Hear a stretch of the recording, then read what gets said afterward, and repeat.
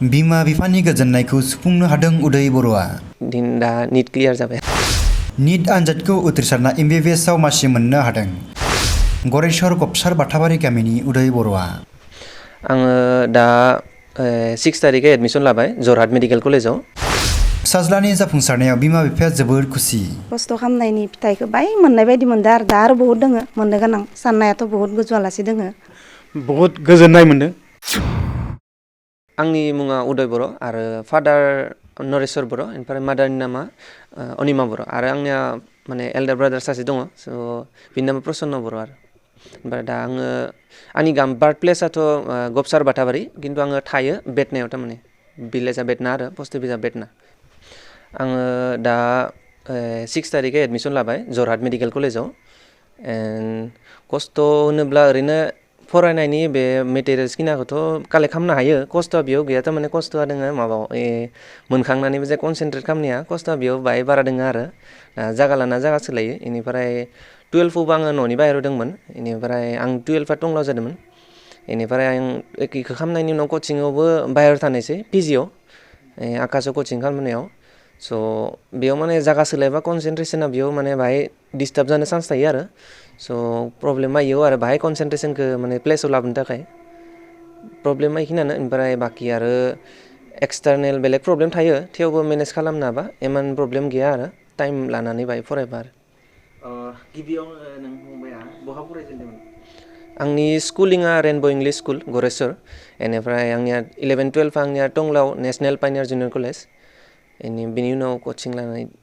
दा NEET clear जाबाय। बेसेबां दिन कचिं लानाय बेसेबां? आं ओरैनो कचिंआ 1 इयारनिमोन खिन्थु फार्स्ट स्टार्टिं जादों आंदो माबा लकडाउनदो जानायसै अनलाइन खालामदोंमोन बेयाव। बेनिफ्राय खाननैसो माने लिंनायसै अफलाइननि थाखाय बेयाव आक' सेकेन्ड लकडाउन जानानै थारमाने न'आवनो फैफिननो गोनां जाबाय आरो स' इसानो बाहाय डिस्टार्ब जाबाय आरो क्लासआ लास्टआव। ओमफ्राय कचिंआथ' कमप्लिट जादियानो लास्टआव।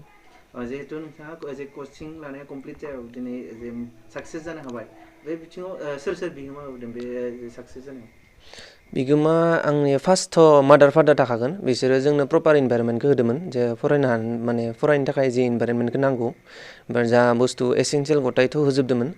ओमफ्राय सेकेन्डआव जाफोर आंखौ अफलाइनाव थारमाने अफलाइन खानैसो जानायावनो थारमाने किसुमान टिचारफोरा बहुत हेल्प खालामदों आरो किसुमान साबजेक्टआव। 11नि आंनिया जितु सिलेबासा बाहाय उइक दंमोन स' बेयाव biology teacher physics teacher chemistry teacher बिसोर बाहाय हेल्प खालामनायसै आरो। जिहेतु इयुनाव फंबाया जिहेतु डाक्टर जायोब्ला जे इयुननि थाखाय मा सानगोन? इयुननि थाखाय आङो साननाया बेनो जे आंनि MBBS क्लियार खालामनायनि उनाव आङो PG खालामनो लुगैयो। बेनिफ्राय जाहाथे दा जाय यंगार स्टुडेन्टफोर दङ बिसोरखौ जायनो आंखौ सोंगोन इसोरखौ आङो जा गाइड खालामगोन जायनो माने मिथिनो लुगैयो आरो। बेनिफ्राय माने गाइडबो खालामगोन निजायबो फरायगोन बेनिफ्राय प्लास आं हायार इडुकेसन लाबावनो गोसो दङ आरो। फंबायाथ' जिहेतु दिनै साक्सेस जानो हाबाय जे इयुनाव जे उन्दै उन्दै बिथांमोना जिहेतु MBBS नि थाखाय जे एग्जाम होनो सानो बिथांमोनखौ माबोरै होनांगौ बिनि सायाव फंबाया एसे बुंनो? MBBS खौ सानोबा फार्स्टआवनो आं बुंगोन जे क्लास 11-12आव जाहाथे साइन्सखौ लाथारो साइन्सखौथ' लाखायो जाहाथे मिस खालामा 11-12खौ मोजाङै फरायखायो खारन 11-12आ बहुत इम्परटेन्ट गासै बुस्थु 11-12नि फरायफायो प्रेजेन्टलि आरो उनाव फिउचाराव मा जागोन बेखौ मिथिया खिन्थु दानि थाखाय 11-12खौ माने इगनर खालामथारनाङा। इगनर खालामोबा मा जागोन जे 11-12खौ कभार खालामनायाव आरो माने जोङो 11-12आव 1-2 इयार्स मोनखायो बे 2 इयार्सखौ जोङो जुदि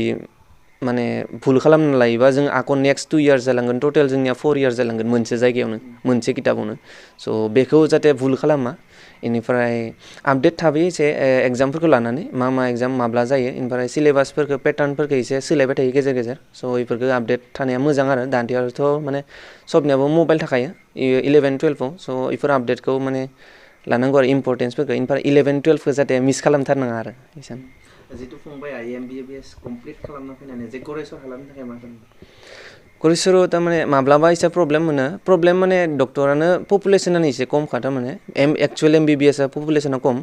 बेनिफ्राय बेलेग दङ जेनेबा फार्मासिस्ट दङ नर्मेल मुलिखौ मोनो खिन्थु मोजां ट्रिटमेन्टखौ डाइरेक्ट MBBS क्वालिफाइडनिफ्राय मोननाया बाहाय टान आरो स' जाहाथे बाहाय माने मोनहास'नाय बायदि इयावबो आङो मोनसे थारमाने खुलिनो लुगैयो निजायनि आरो बेनिफ्राय थारमाने गेजेरावनो मादारनिया एसे बेमार जानायाव थारमाने बहुद बिजि थायोथ' माने MBBS खालामबाबो खानैसो माने बेलेग नेक्स्ट एग्जामनि थाखाय प्रिपेयार खालामदोंमोन बेयाव थारमाने जुदि पपुलेसना खम जायोबा मा जायो खानै खाथाम माने ल' थाबाथाय थारमाने बहुत खाथामबो जुदि बिजि थायोबा जोंनिया मोननाया थारमाने तान जायो आरो स' बाहायबो जुदि बुरजा थायोबा आरो जोंनिया सेन्टार हिसाबै डाइरेक्ट मोजां गैया स' बेखौ सेन्टार खुलिनो लुगैयो आरो आं जाहाथे बयबो लोगो मोननाय जिहेथु फंबाया जे मोनबाय जे फंबायनि जे थं एबा मुङा आंनि मुङा उदय बर' जायगानिफ्राय आंनिया बार्थ प्लेसआथ' गबसार बाथाबारि इनिफ्राय आं दा प्रेजेन्टलि थायो आङो बुङोबा जथेस्थ' खस्थ' जादों जों बिमा बिफा हिसाबै खारन बिफाया न'आव थाया नालाय आं हारसिंनो थायो बिफाया जिखिनि खरसाखौ हरो आरो खस्थ'आ आंनि जाहोनाय हेगार हरनाय टिउसनाव लांनाय दोनहैनाय लाबोनाय जथेस्थ' खस्थ' खालामदों आरो आं गोबां बिमा बिफाखौनो नुनो मोनो जे गावनि गथ'खौ मोजाङै जोथोन लाया बा जेरैबायदि जानांगौमोन ओरैबायदि खालामनो हाया बे बिथिङाव बोरैबायदि खालामनांगौ जे सासे गथ'खौ जे जाफुंसार खालामनो थाखाय आंनि हिसाबाव आरो जेनेबा गथ'खौ टिउसनाव हेगार हरदोंबा टिउसनाव बाहाय जायनियाव टिउसन होगोन बिनि बिथां बा सार बा मिस जियानो जायाथो माने कानेक्सन थानांगौ जेनेबा टिउसनाव हेगार होखांनानै थांबायना मोनहैबायना मोनहैयाखै बा टिउसननिफ्राय फैनाय टाइमाव सुटि जानाय टाइमखौथ' बिमा बिफाया मिथिखायो ओमफ्राय सोंनांगौ बा टिउसन टाइमाथ' खतम जाबाय फैबायना फैयाखै बा सुटि जाबायना जायाखै टाइमनि अभार जादोंबा बाय नागिरनांगौ बा निजे माने गुरुत्व लानांगौ आरो बेखिनिखौनो बुंगोन आंनि गथ'खौथ' आं एसेबां खस्थ' खालामनाङाखै आं बिमा हिसाबै माने जिखिनि खालामनांगौ जाहोनांगौ आं फोथि खालामनांगौ जिखिनि खालामनांगौ बेखिनिखौल'सो खालामनांदो गथ'आ निजेनो माने पुरा इन्ट्रेस्ट दंमोन आरो फरायनायाव उदैनिफ्रायनो थेवबो आं बहुत खस्थ' खालामबोदों खस्थ' खालामनायनि फिथाइखौ बाय मोननाय बायदि मोनदों आरो दा आरो बहुत दोङो मोननो गोनां साननायाथ' बहुत गोजौआलासि दोङो उननिखौ उनाव मिथिसिगोन आरो दायालासे जिखिनि रिजाल्ट मोनबाय दा बर्थमान बेयावबो जों माने खुखि आरो बिमा बिफा हिसाबै खारन जों बिमा बिफा ज' थालायनो मोना नालाय डिफेन्सनि सार्भिसखौथ' मिथिखायो हारसिं बिमा थानानै गथ'फोरखौ फेदेरनांगौ बेखिनियानो आरो जिहेतु गोबां बिमाफोरानो जे गथ'खौ गावनि गथ'खौ जोथोन लायैनि जाहोनाव गोबां गाज्रि फरायनायनि बिथिंखौ नागारनानै जे गाज्रि बिथिंजों जे थांदों बे बिथिङाव जे माबोरै खालामनांगौ बिथिंखौ हमथानो हागोन बेबो बे माने निजेनि बिमा बिफा बयनिबो साननाया बेलेग बेलेग दा जों जुदि जोंनि फिसाया दिनै रिजाल्ट मोनसे मोननायाव गासै बाथ्राखौ बुंजोबबा हयथ' सोरबा बिमाया मायबाबो साननो हागौ खारन दानि जुगा बाय बेलेग आरो सिगांनि बायदि नङा जों जि टाइमाव गथ'खौ उन्दै टाइमाव लाबोदोंमोन टिउसन टाइमाव जों माने सानसे माने किबाके माने सुटि खामफ्लांदोंबा जों बहुत टेनसन जायोमोन दा बाय बेफोरखौ गुरुत्त'फोरखौ लाबा मोजां जायो आरो जिमान जाथो जेराव थां जेराव गिदिं गथ'खौ माने नायनांगौ आरो थांनोथ' नांखागोन मानसिया खामानिथ' मावखानो नांगोन बेनो आरो ओमफ्राय मोजां नोजोर होनांगौ आसा खालामो आरो आं जिहेतु नोंथांनि गथ'आ जे MBBS क्लियार खालामनानै फैयोब्ला जे ओनसोलनि थाखाय मा खालामनो थ' आं MBBS क्लियार खालामनाय फैनायनि उनाव ओरैनो जों रायज्लायखाबाय थायो न'आवलाय माने आगोलनिफ्रायनो डक्टर जाखांनायनि उनाव मा खालामनो दे बेखौनो माने जोंनि एलेकायाव माने एसां डक्टरफोरनि माने एसे खमि माने मोननो थाङा हर जायोब्ला एसे 10टा 11टा 12टा बाजियाव थांबाथ' डक्टरखौ मोना लागो थ' इ हिसाबाव आं नुदों माने मोजां फरायनानै माने माबाफोर मोनसे हस्पिटाल बा खुलिनो हायोब्ला बा सोरखौबा मोजां माबायाव थानो हायोब्ला माने एसे रायजो राजानि एसे सुबिदाखौ होनांगौ थाखा फैसायाथ' सबनोबो नांगौ सबबो माने थाखा फैसा नङाबा सोलिनो हाया बेनिखायनो थेवब्लाबो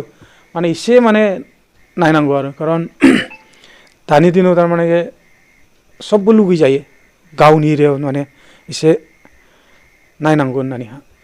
नोंथाङा सासे बिफा हिसाबै जे साफ्रोमबो जे बिफाखौ जे गावनि गथ'खौ जे जौगाहोनाय बा जायखिजाया बिथिङाव जे माबोरै बिहोमा होबोनांगौ बा माबोरै जौगाहोनांगौ बे बिथिङाव नोंथाङा मा बुङो दा बेनो गथ' गथायखौ जौगाहोनांगौब्ला गासैबो बिफाफोरानो बा बिमाफोरानो माने एसे नोजोर होनांगौ माबायदि गथ'आ स्कुलनिफ्राय फैबा फैनाय लोगो लोगो ओंखाम जाहोना सोंनो हानांगोन फैबायना बाबु होननानैहा बा टिउसन दंबा टिउसन थांनो हेगारहरनो हानांगोन मिथिनांगोन आरो सबबो गाव गासैबो मिथिजोबखायो जे माने फरा लेखा नङाबा दानि दिनाव जेबो गैया बेनिखायनो बाहाय एसे बिमा बिफाया नोजोर होनांगौ गावनि गथ'नि सायाव माने टिउसननिफ्राय फैब्ला टिउसन